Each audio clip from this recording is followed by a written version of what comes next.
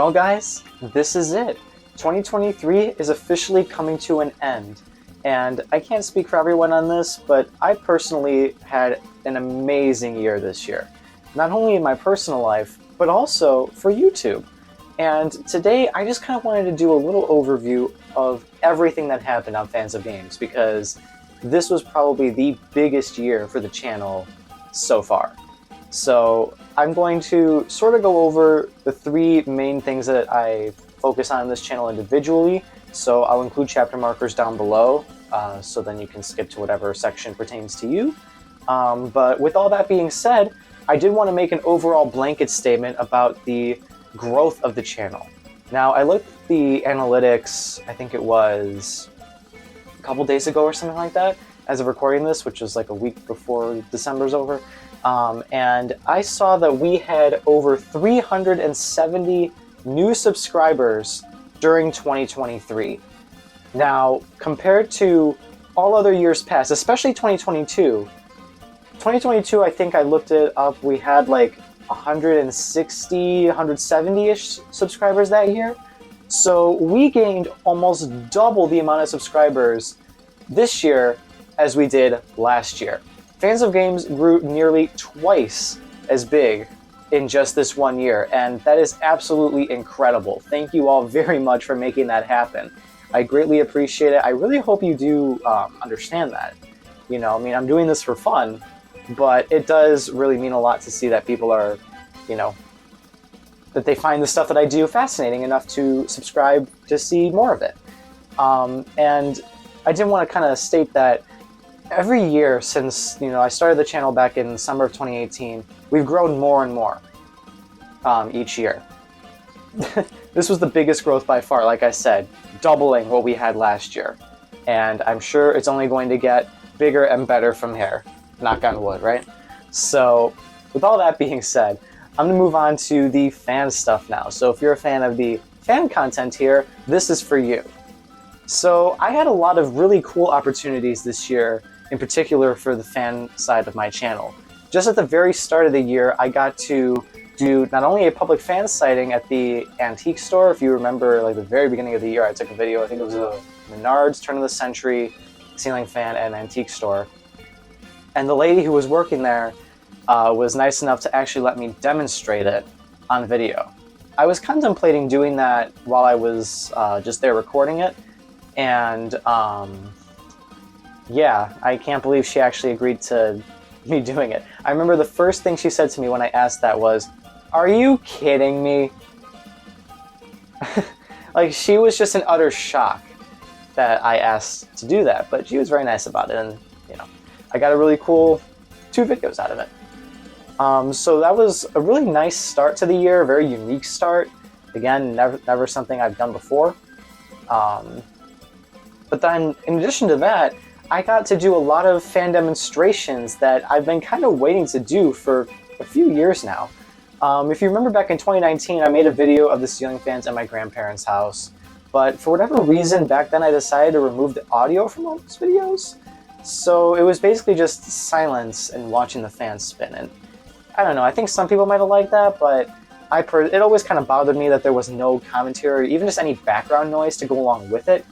So I decided, you know what, I'm going to re-record them all whenever I go over there again. So when I got the opportunity to do that, that's exactly what I did. I redid all of the videos with commentary this time as well. So, I'm glad I was able to get all those out. There were Hampton Bay fans, especially the Quick Connects, which people seem to really enjoy. So, I'm glad that you guys liked it. They do have some very unique fans. But beyond just my grandparents' house, the fans in my other aunt's house, all the Casablancas, the Bel Airs, the Stelts, the Verrazano, the Artisans. Well, I guess there's only one Bel Air and one Verrazano, but everything else, there's multiple.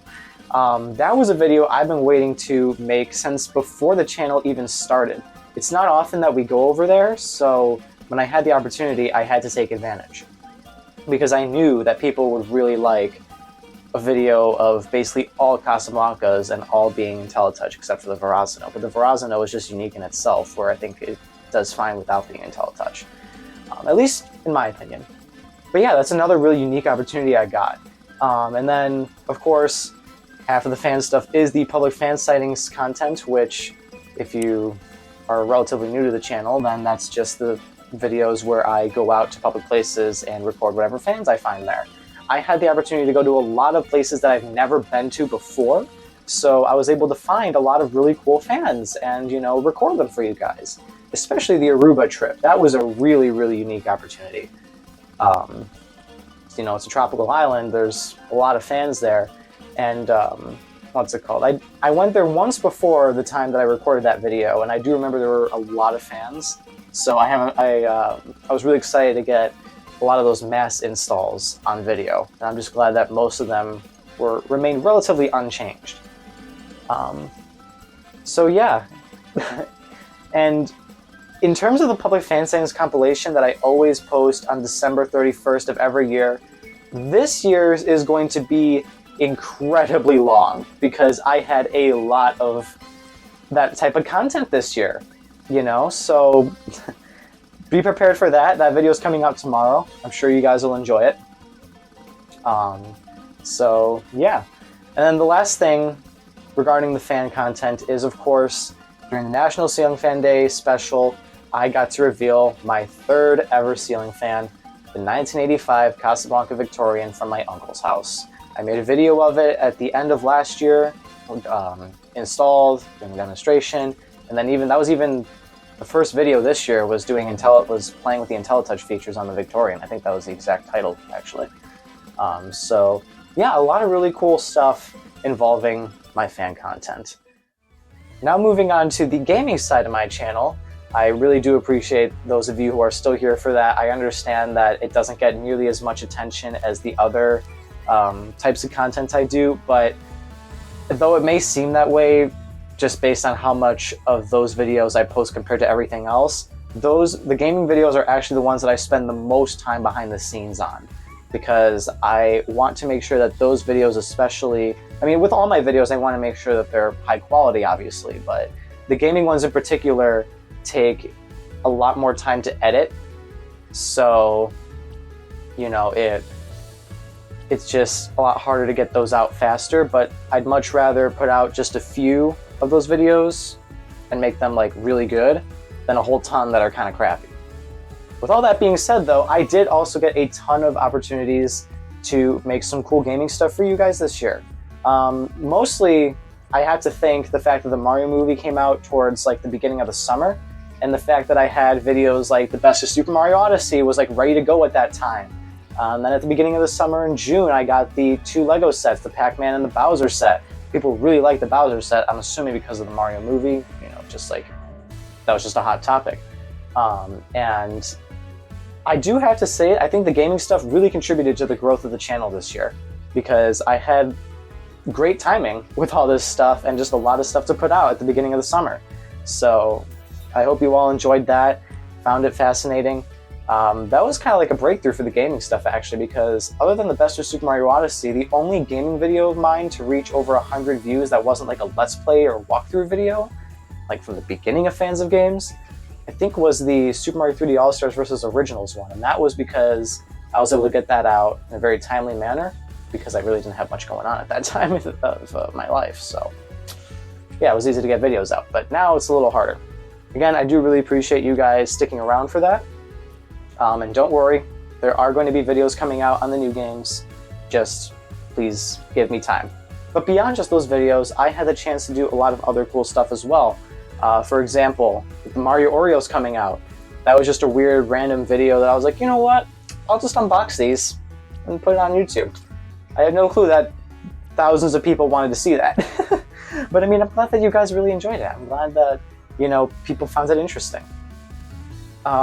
And then, of course, I'd be remiss if I didn't mention the Mario Kart 8 Deluxe DLC content as well. That really kicked off last year and this year, but the videos got a whole lot better this year, I think, because I started doing my face in the corner and like more colorful commentary as time went on, not just voiceover over footage. I don't know. I like the way that those videos ended off a lot better. So the 2023 DLC videos, I think, were pretty cool as well. And last but not least, in regards to my gaming content, This year, I also got back into a lot of video game collecting. I took kind of a break from that, you know, for the last couple of years. I mean, not really a break, but I just didn't do it to the amount that I used to because I kind of already had everything I wanted. But I started expanding my horizons a bit and got some more stuff that I thought, hey, this might be interesting. And I had a lot of stuff to show for it in this year's game collection tour as well, which is also the best performing out of all of the ones that I've done so far. They've been getting better and better, quality and performance-wise, but this one, this year, for 2023, I'm especially proud of. And last but not least, the washer side of my channel. This is a relatively new thing, literally starting like the end of 2022, but I got the opportunity to do a lot of cool stuff for you guys as well, those of you who are here for the washer content. For a while there, the upper washer was not working, but there was a brief period of time where I was able to get the 3 main cycles on the upper washer of my Samsung Flex Wash machine to work without issue so that I can record them. And now I have those videos up on YouTube, you guys can watch them. And yeah, that was something rather unique because I think I'm still one of the only people, I think I might actually be the only person as of right now that has videos of the upper washer doing full cycles. Probably because everyone else's breaks before they can get their camera involved. But anyway, in addition to the upper washer stuff, I got the opportunity to record my grandparents' old Kenmore Elite HE4T washer, childhood front load washer for me. Quality one at that. Not many people have videos of the HE4T. I've seen some of the 5T and 3T, and like those series of machines, but I haven't seen many on the 4T. So I'm glad I was able to get at least something out there. I didn't get the chance to do nearly as much as I wanted to with that washer, but I'm just glad I got something out there, and at least one full cycle, being the express wash cycle. The other cycles are basically the same thing, except longer. And yeah, in addition to that, I got to do a little overview of the upper dryer of the Samsung Flex Dry, something that I don't think anyone else has done before. And you know, I hope that some people found it interesting, whether or not you're considering buying the Flex Dry or not. You know, maybe that helped you out. Speaking of Samsung washers and dryers, at the beginning of the year, I did also get to do a little overview of the Samsung top-loading washer and dryer set that came with my uncle's house, the same uncle that the Victorian came from. So, another unique thing there. And with that, that wraps up basically everything that I have to say about this year. Oh, I did almost forget the Switches video. That was very random, the Switches at my grandparents' house. What a way to end off the year with that. I mean, although it was technically in September, I did not think that that video was going to do nearly as well as it did. But hey, again, like as with everything else, I'm glad people enjoyed it. And like I said, guys, thank you all very much for being here. Those of you who are new, because I'm sure that's roughly half of you watching this, thank you very much for coming along. I hope you like what you see here and will enjoy what I have coming up in the future. I had a lot of fun making videos this year, guys, and the fun is just going to continue in 2024. So with that, Happy New Year, everybody. Remember, stay cool.